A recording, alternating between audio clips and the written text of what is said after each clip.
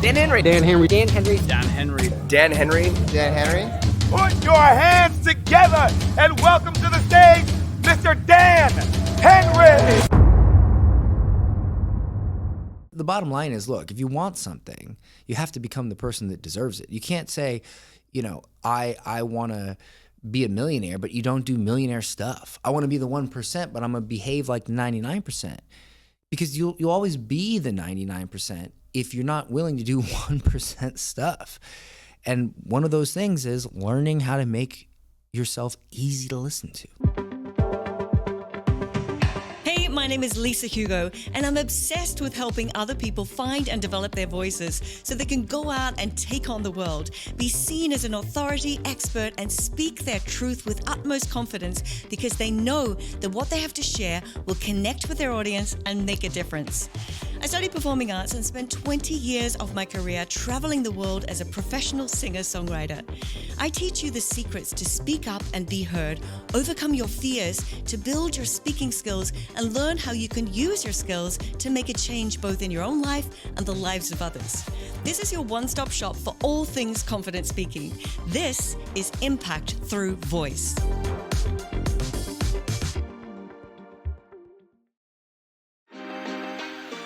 Well, hey there, and welcome back to the Impact Through Voice podcast. I'm your host, Lisa Hugo. And as you know, this podcast is all about building your confidence, finding your voice, following your passions, and ultimately finding more success, both personally and professionally. And that's why I'm extremely excited about today's podcast guest, Dan Henry. So Dan has gone from next to nothing to building a multi-million-dollar empire. And I'm sure he's got some golden nuggets and really valuable advice and tips for us today. So welcome, Dan. Hey, how you doing? Good to be here. Great to have you on the show. Thank you so much for taking the time. Absolutely, absolutely. So before we get started, I'm just going to share a little bit of a backstory on how I met you. Go ahead. It was 4 weeks ago, and you were a keynote speaker at AdCon 24. So AdCon, for those who don't know it, is a marketing conference run by John Pempathy in London. And I've been working with John for the last 4 years in his mentorship and expansion programs. And you were the last speaker on that day. And I can just say that you really had the entire audience, myself and the entire audience, fully mesmerized. You told stories, you connected those stories back to life's lessons and motivated everybody in that room to go and take action. So is that something you do frequently? Oh, yes, all the time. I mean, that's how I make money. That's how anything gets done in life. If you think about it, words are the most powerful thing in the world. They're more powerful than any weapon, than any government, because that is how all those things happen. Every relationship started and ended because of words. Every president, elected or unelected, because of the words they chose to say to their people. Every war was started and ended because somebody said the right thing. When you master words, you can master anything in this world, especially wealth. That's so true. All right, we're going to come back to that. But why don't we start by you just sharing a bit of insight into your background, how you got to where you are? So I actually came from a very small town in Florida, and I delivered pizza for 7 years. I was just normal 9-to-5 Joe Schmo. And one day I realized I really needed to learn a skill or up level somehow. And so I answered an ad in Craigslist. Do you remember Craigslist, like a classified? I think that's a full American thing. Oh, that's a full American. I've heard of it, obviously. Okay, it's a little classified ad site. It's like the 4th most visited website in the world. We use it all the time. And so I answered an ad to get a sales job, and I ended up getting this sales job at this company. And what it was you would go to these department stores, and you would do a cooking show.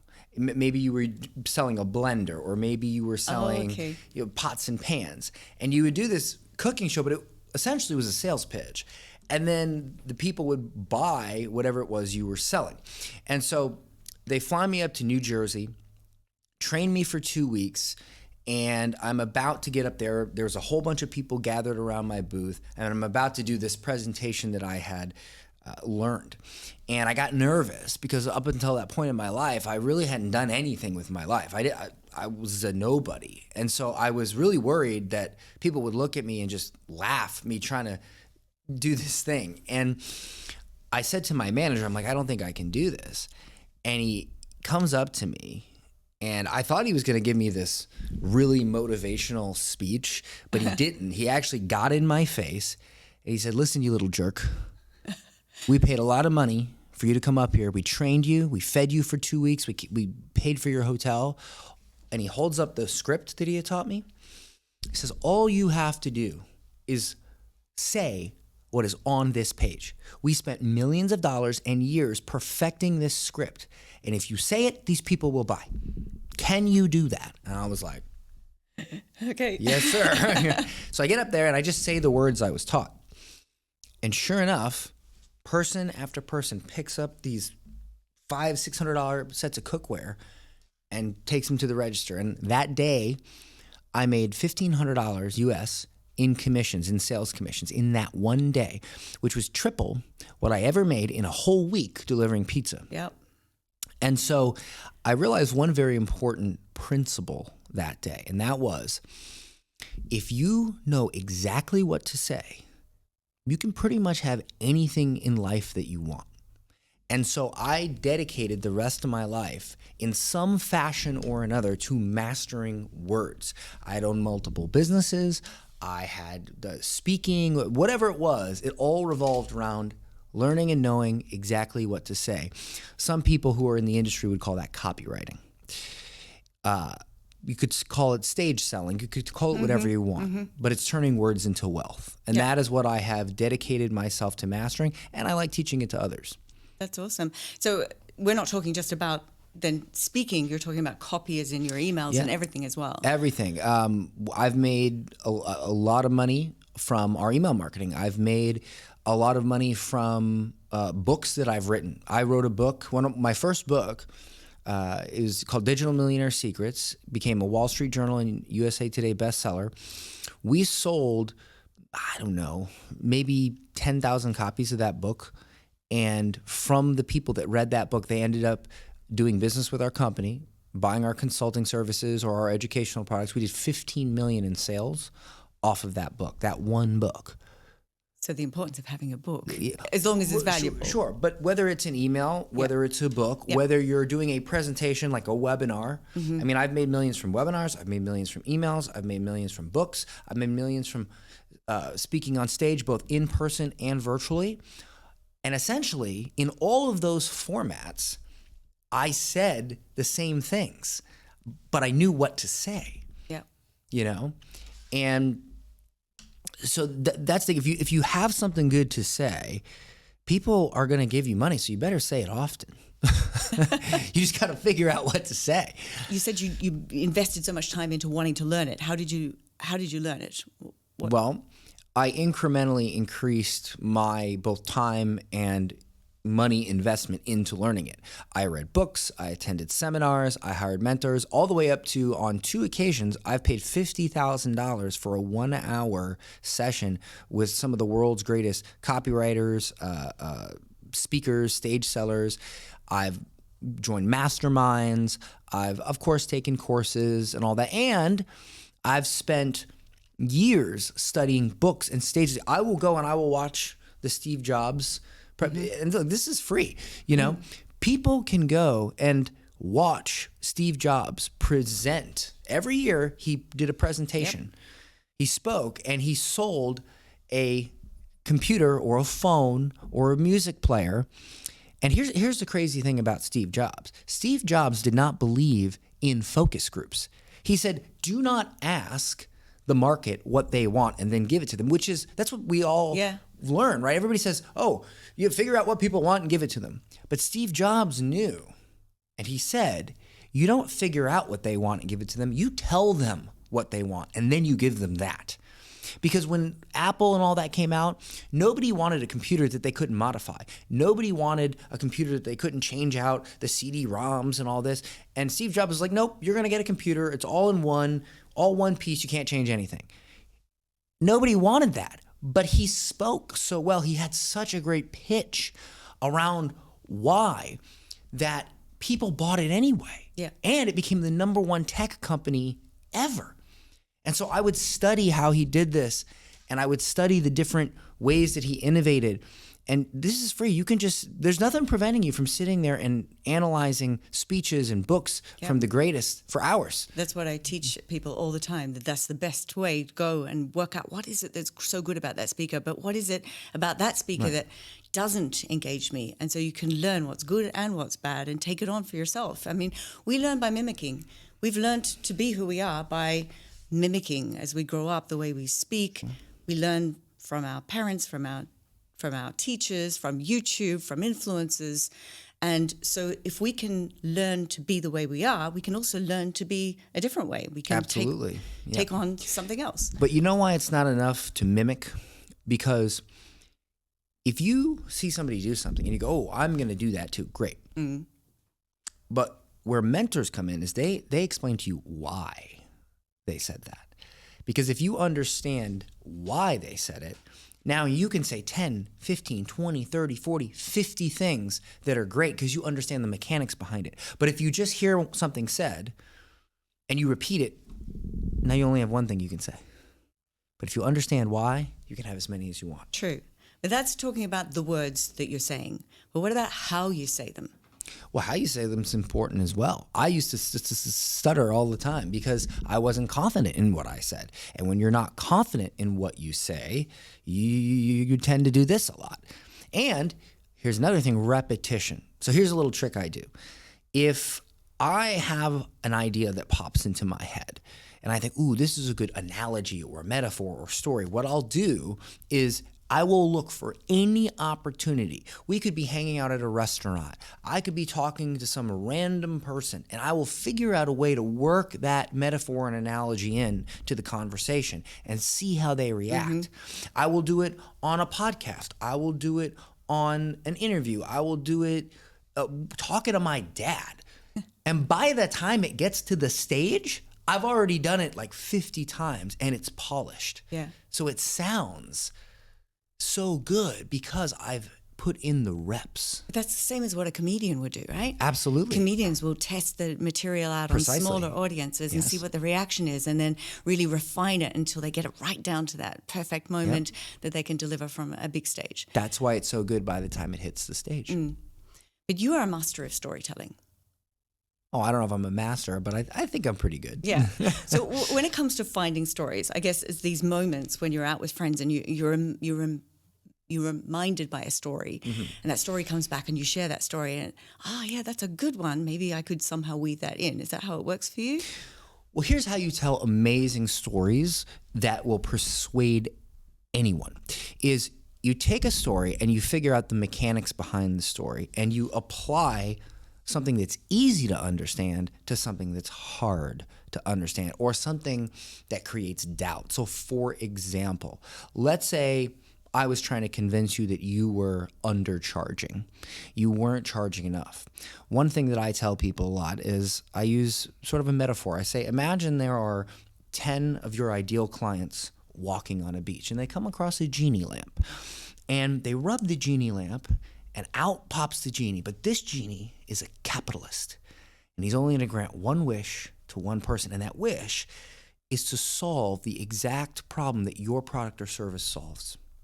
How high would the bid get? Write it down. Write down how high the bid would get. So everybody writes it down. And then I say, now, next to that number, write down how much you currently charge. And then usually you hear a big ooh in the audience, right? I remember you told that story. Yeah.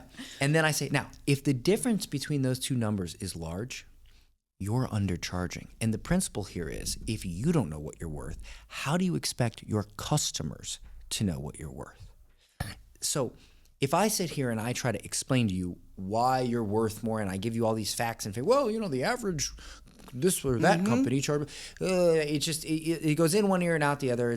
You can't understand it. Most people don't understand it. But if I take a very simple nursery rhyme, like, hey, there's 10 walking on the beach, you understand that. Yeah. So if I explain something to you, or I tell a story that you understand, and then I connect it to something you don't understand, then you now understand this a lot more. And if you understand this a lot more, you can move to the next phase. And eventually you move to the next phase, and the next phase, and the next phase, and eventually you take action.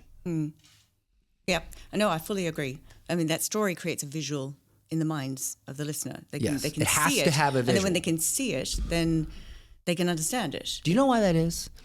Humans think in pictures. That's why if you've never done something, is you're just not the type of person that would ever do this thing, you always say, I just can't see myself doing that.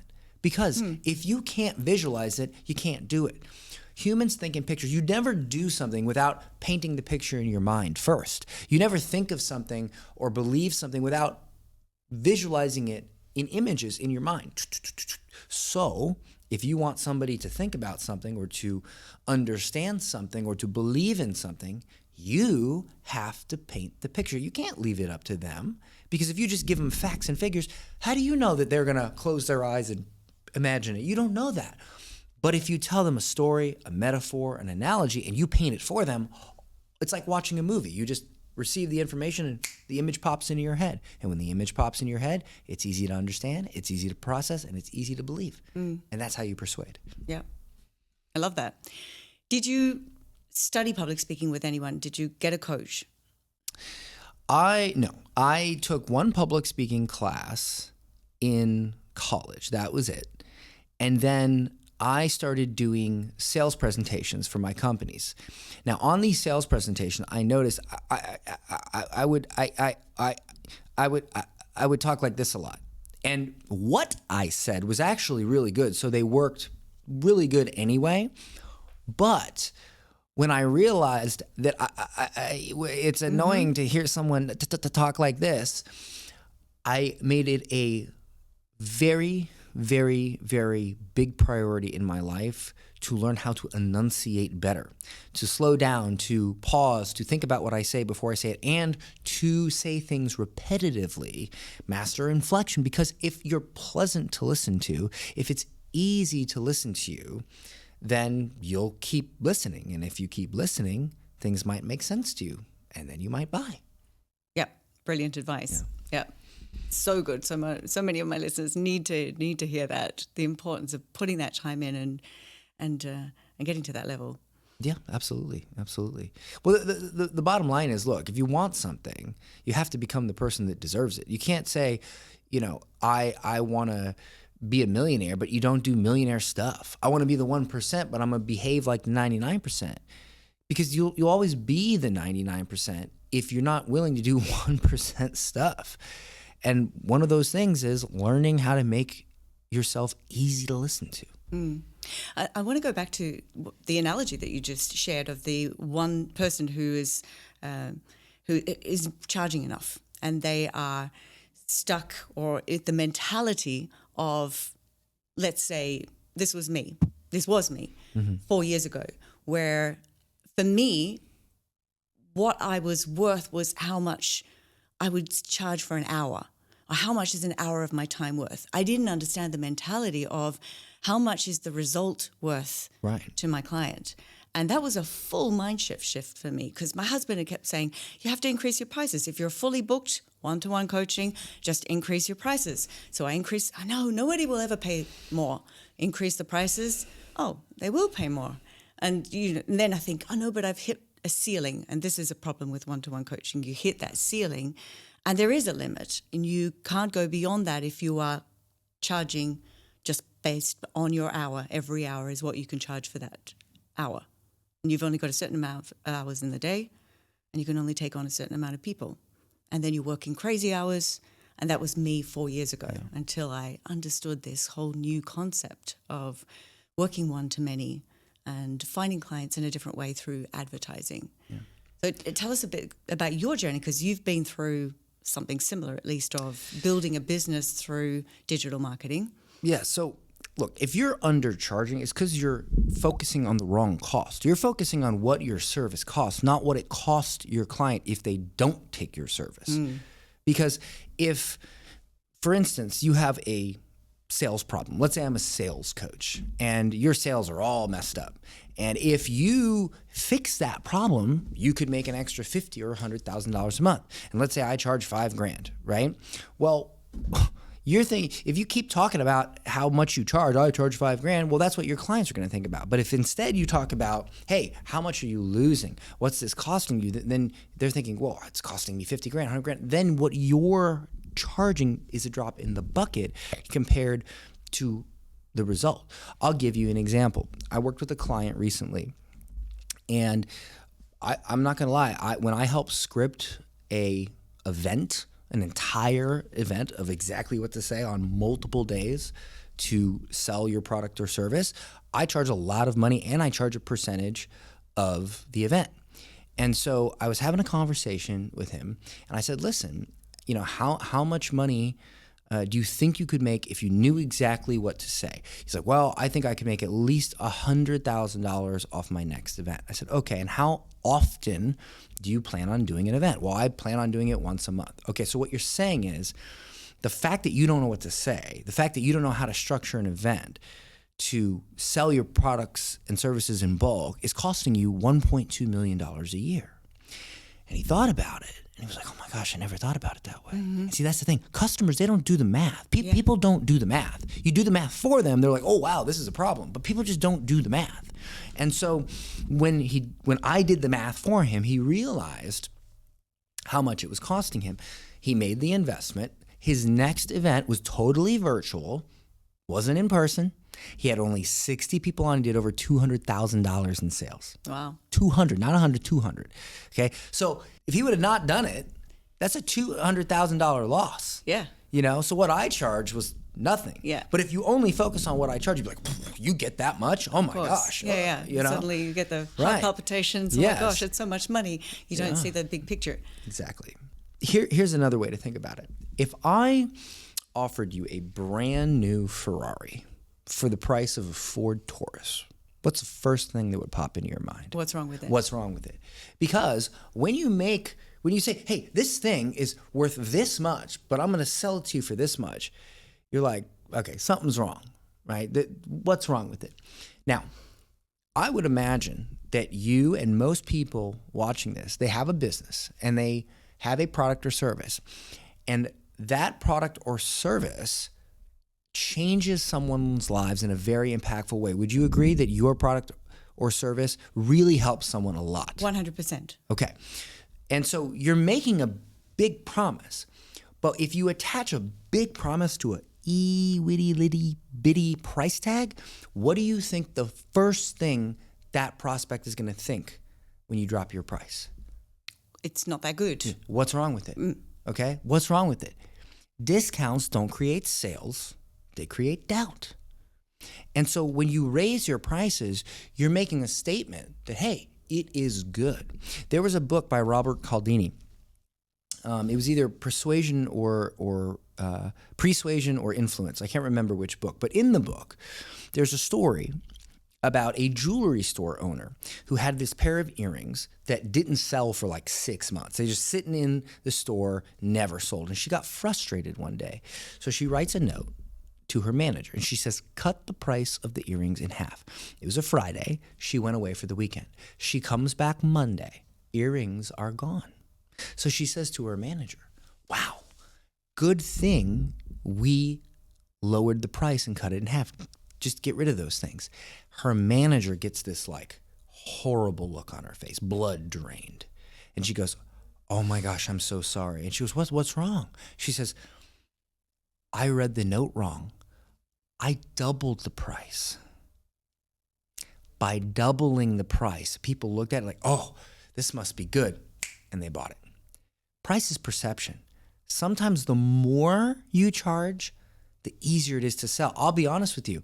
I have consulting offers that are $50,000 and $100,000 that I sell. They're way easier to sell than $5,000. Way easier. I mean, that's you don't need so many of them either, do you? That's true. Yeah, that's true. But I think it weeds out also the people that you really want to work with. The more you charge, we're talking about money charging, but the more you're getting people value, the better the quality of the clients that you're going to be working with. That is an old saying, and for the most part, that is true. But I'm not going to lie to you because I'm a transparent person. I have had people pay me $100,000 for consulting, and I've literally sat there and said to myself, who gave this person $100,000? Like, what is happening here? Okay, so it's not a perfect system, But yes, for the most part, when somebody pays you a high ticket price, they're easier to work with. They're more compliant. You get better results. You have more resources to get results. Yeah, absolutely. But every once in a while, All right.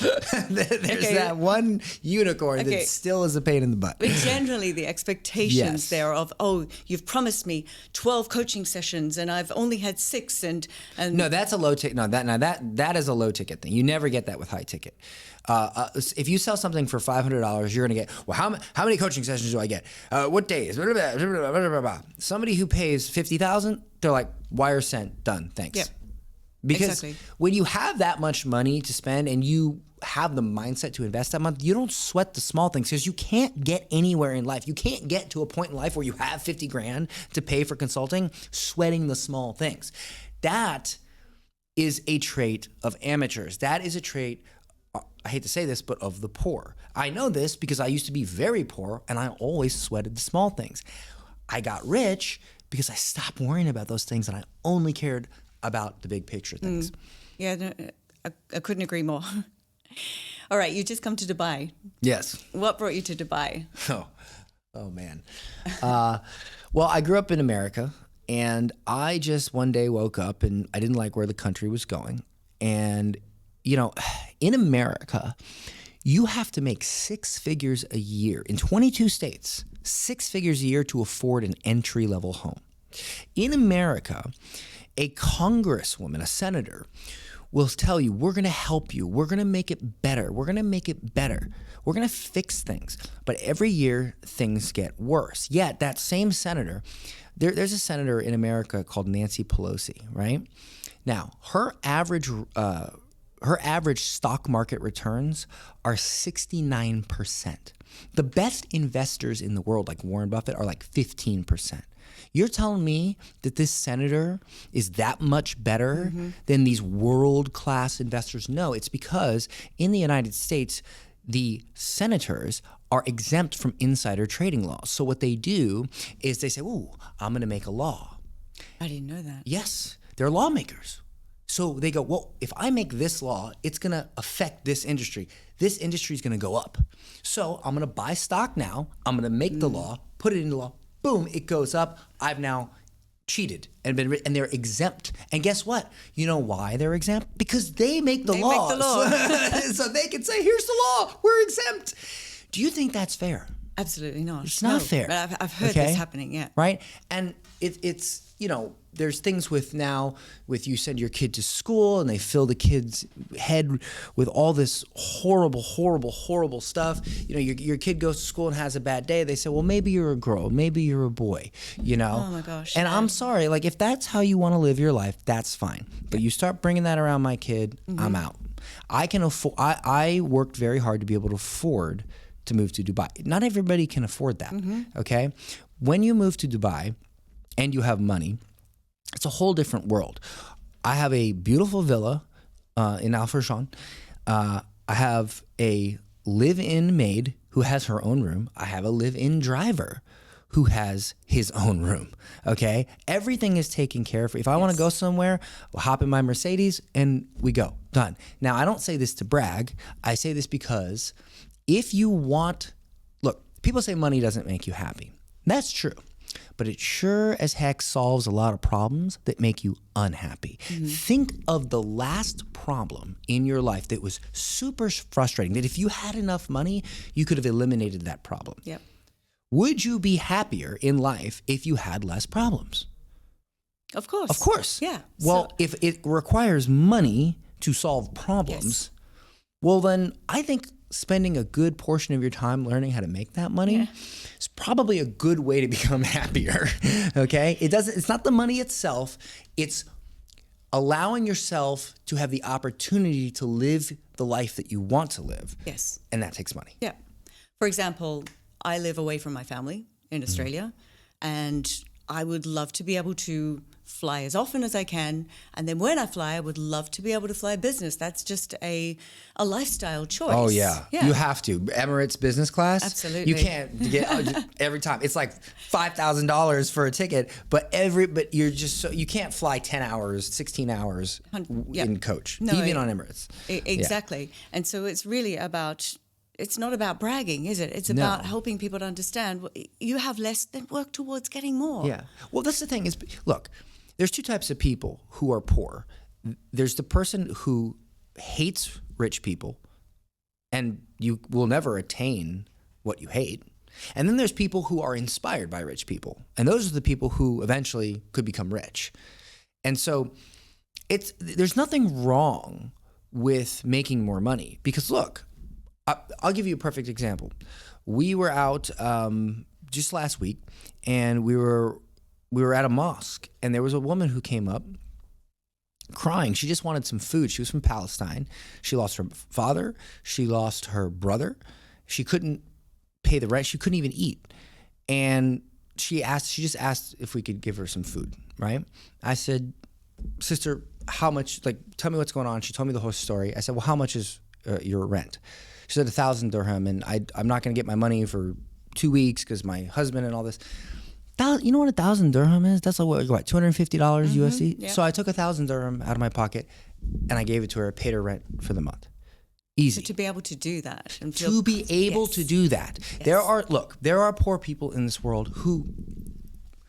Circumstances, there's nothing they can do about it. Mm-hmm. If you don't have rich people to say, hey, listen, I'm in a state of abundance. I'm sorry that this happened to you. Let me help you. If that person didn't work hard to be in that position, those people would not get any help. Yeah. That charity, this is a Muslim country. In Islam, you are supposed to every year give zakat. Zakat is where you take a percentage, it's like 2.5%, a small percentage of the cash you have and the wealth you have, and you give it directly to the poor. During Eid, you buy goats, you butcher them, you give it to people who need food. You did that, right? Oh yeah, we bought a goat. We're doing another goat this week. I don't always wait for the holiday. You can get a goat on Talabat. You get a goat. Yeah, you're gonna listen. I get more goat for my money if I just go to the butcher shop and not the app. All right. No, but it was just somebody said that to me the other day. You can have a goat delivered on Talabat. Yeah, and you can slaughter it in your backyard. I'm not doing that. Okay, I'm not doing that. But my driver's like, hey, I can slaughter the goat in the backyard. I'm like, listen. Thank you for that. Thank you for your help and your recommendation, but we're not going to do that. I'll pay the extra to have them do it. It's fine. So that's the thing. If some people, look, if you have a talent, if you have drive, if you have motivation, if you have things that other people don't, it is your duty to cultivate that so that you can live in a state of abundance, so that you can take care of those who aren't. When you made your first million, how did it affect you? Or your first millions, let's say millions. So what happened? What was funny is it happened almost overnight. Obviously not overnight, but I was struggling for years. And one day I learned how to do a sales presentation online. We call them webinars. And I went from making this much money to overnight. My very first one that I had some that didn't work at all, but the one that worked, we did 48 sales on a 1,000 USD product. It was a course. 48 grand. I did it a week later, I did 52 grand. So that's six figures. It's $100,000 in the first month. That year we did 2.9 million. It was for the sake of all argument, overnight. And it was weird because at the time I was living in Florida in this really tiny house. I mean, pretty much the most modest house without it being like a slum. And I bought that house for $42,000 because back then real estate was low. Yeah. Now real estate, back then 50% of Americans who had a normal living wage, could afford a home. Today, 16%. Yeah, it's shocking. Horrible, shocking. And so I knew I had to learn how to make money. And so I could not buy a home, even though I had millions of dollars in the bank, because I had horrible credit. Mm-hmm. So it didn't matter how much money I had. I couldn't get a mortgage. Nobody would give me a home. It's a big thing in the States, isn't it? It's huge. Credit rating. Even if you have the cash, sometimes they'll ask for things and they say, you can't even get health insurance if you don't have like certain credit. It's really weird. And so I I'm like, well, I've got all this money. I'm gonna work on my credit, but until I work on my credit, I want something nice. So I bought a Lamborghini Gallardo, which I'll never do that again. I hate that car. It's horrible for your back, and I'd much rather have like a Mercedes or something comfortable, right? But so I'm in this town with very modest town. All the houses are very modest, very like lower middle class neighborhood. And all of a sudden, this truck pulls up with this Lamborghini, offloading it into my driveway. And all the neighbors come out and they're like, what is going on right now?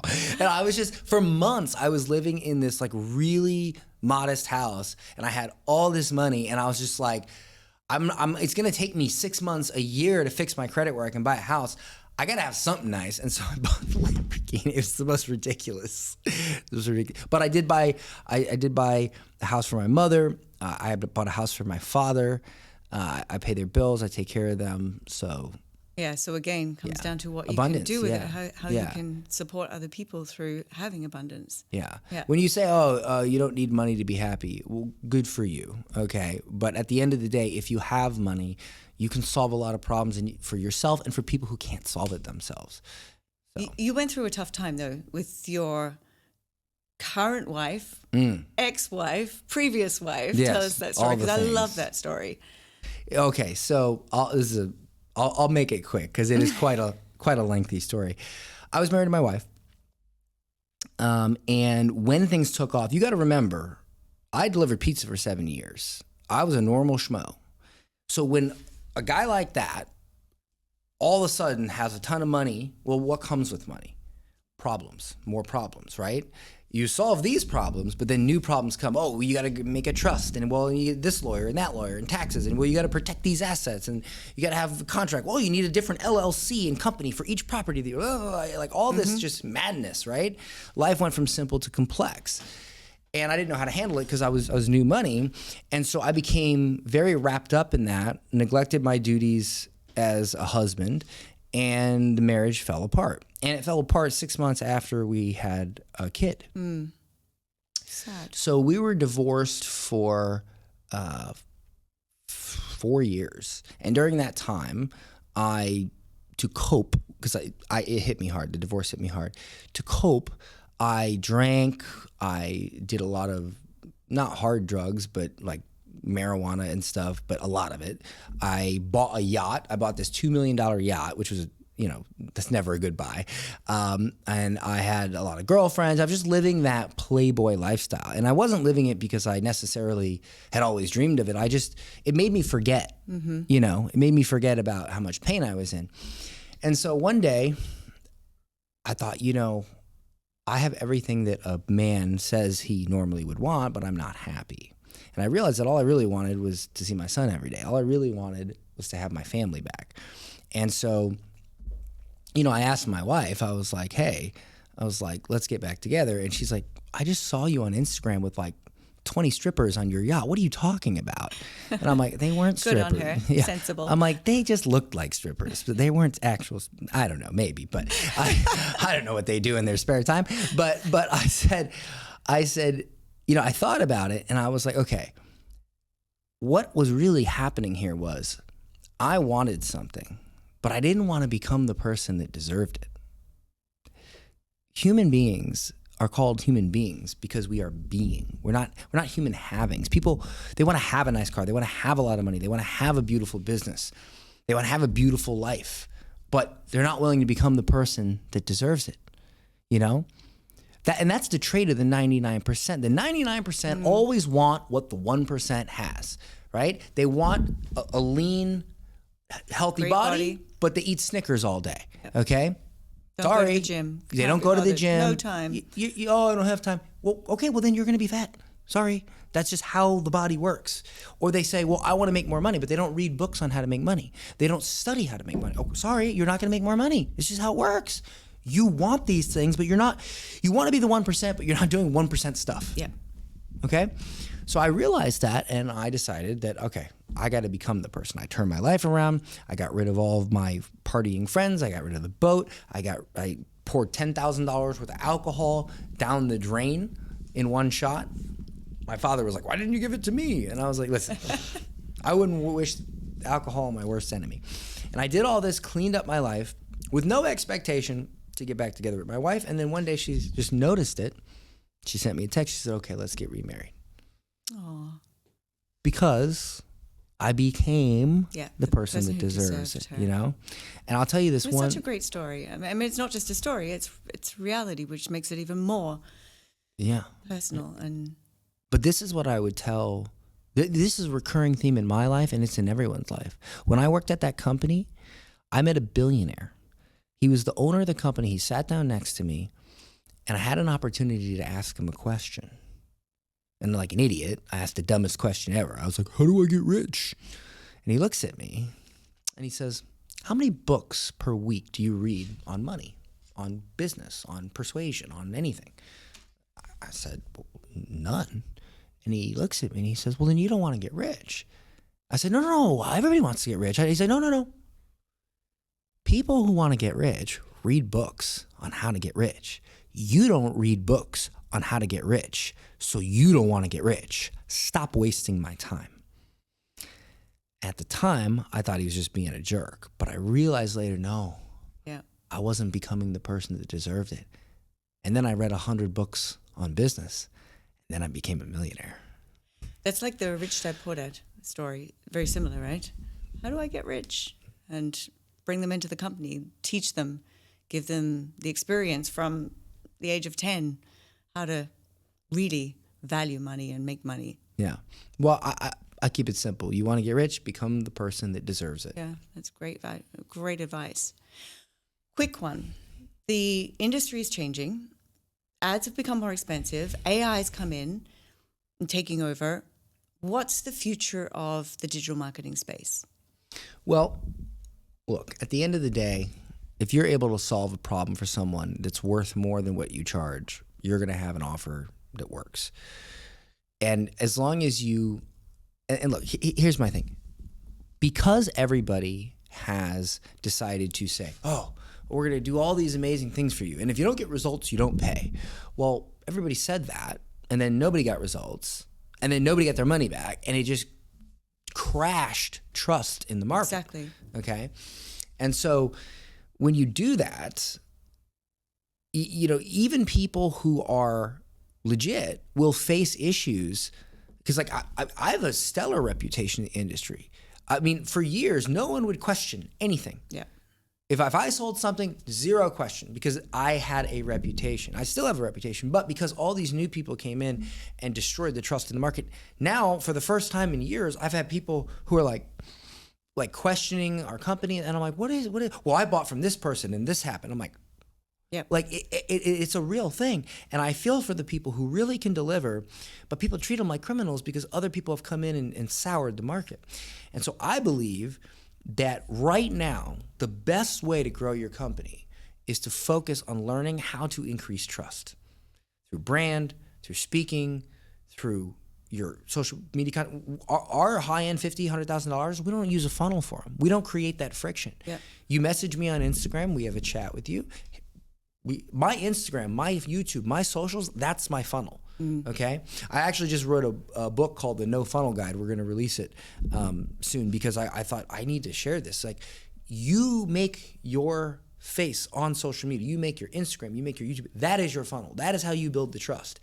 And if you do it well enough and you create the right content, then when someone sends you a message, you don't need a funnel. You just have a conversation. They want to work with you already. Boom. Yeah, they've already made up their mind that they want to work with you. Mm-hmm. We had a mastermind. It was $55,000 a year US. We had about 100 people in it.